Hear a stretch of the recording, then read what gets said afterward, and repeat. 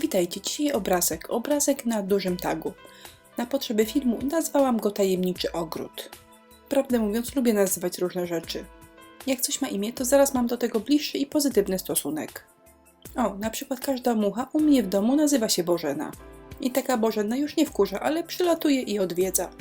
Obrazek na dużym sklejkowym tagu. Papier ryżowy, pasta pękająca, trochę farb i generalnie nic trudnego.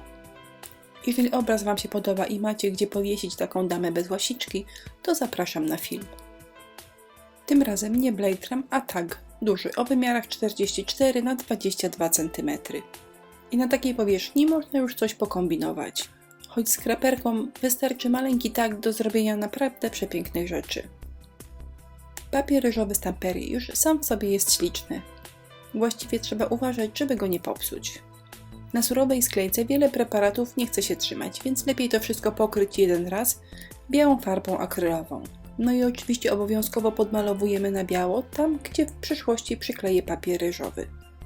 Obrazek wydzieram, a przynajmniej pozbywam się równych brzegów, bo takie idealne fabryczne brzegi naprawdę trudno jest zamaskować. Jako ozdoby użyję także kółka ze sklejki. Papier ryżowy możemy przykleić chyba każdym klejem, ale ja akurat do tego filmu użyję specjalnego mix mediowego kleju Stamperii. Klejem smarujemy powierzchnię, przykładamy papier i całość zasmarowujemy od góry. Kółeczko ze sklejki najpierw pomalowałam na biało, a następnie przykleiłam do tego papier ryżowy.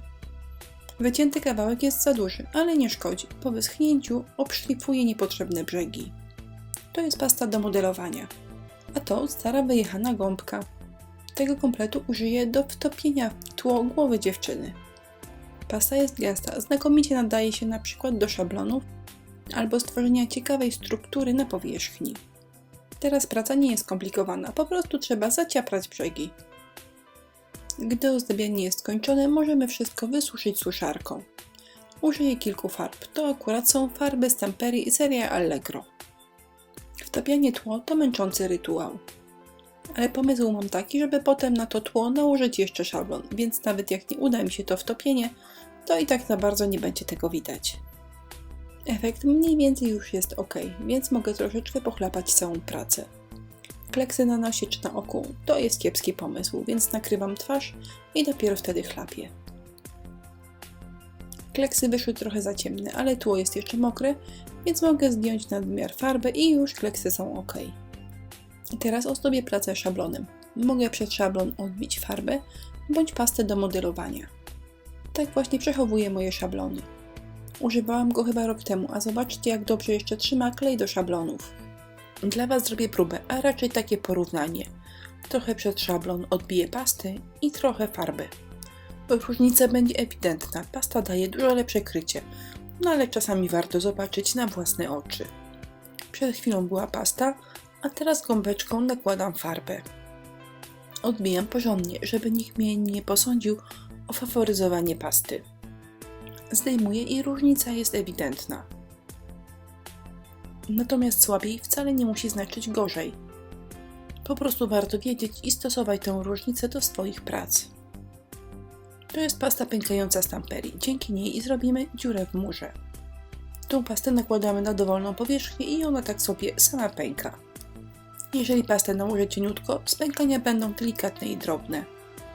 Ja nakładam grubo, ponieważ chciałabym, aby to wszystko wyglądało jak stary mur. Pastę możecie suszyć suszarką, wtedy nawet fajniej pęka. Najładniej do takiej powierzchni nadaje się aquacolor. Ale pomyślałam, że nie będę używała za dużo preparatów i zostaję przy tych samych farbach akrylowych, którymi malowałam tło. Tylko taka różnica, że je bardzo mocno rozwodniłam. Jeżeli powierzchnia jest za ciemna, po prostu ścieram to ręcznikiem papierowym. Do efektu 3D użyję dwóch kolorów, czarnej i brązowej. Zrobię tym cień wokół muru i to wszystko da mi ładną głębię.